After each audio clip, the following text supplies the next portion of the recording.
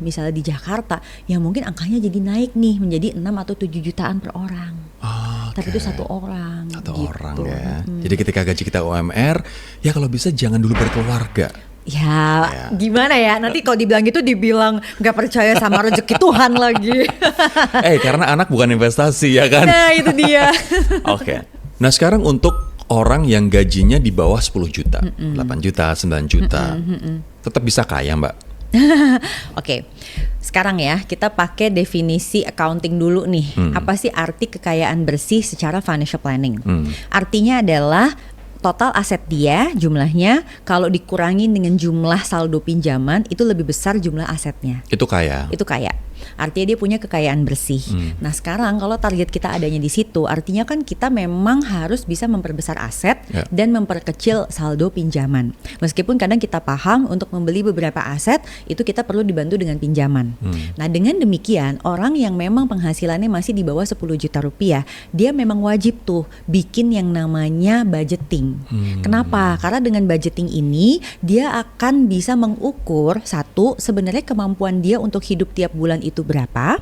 Lalu kedua, kalau dia punya keinginan batasnya sampai di mana. Dan yang ketiga, dia akan tahu bahwa kalau dia tidak menyisihkan sekian dari penghasilannya, itu dia rugi banget karena the clock is ticking, penghasilannya datang terus bisa lewat gitu aja. Nah, aku tuh biasanya tuh pakai format yang kita sebutnya tuh metode simple. Jadi kita bagi aja 3, living, saving, playing. Living 50%, saving 30%, playing 20%. Jadi sebenarnya kalau di total untuk pengeluaran tuh bisa sampai 70%.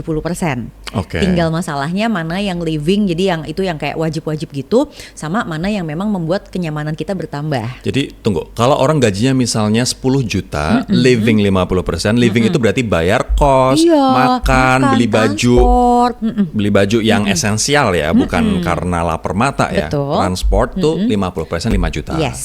3 jutanya nabung. 3 jutanya kalau bisa dialokasikan untuk nabung dan investasi. Di awal ketika terima gajian atau disisain? Nah ini pertanyaan berikutnya.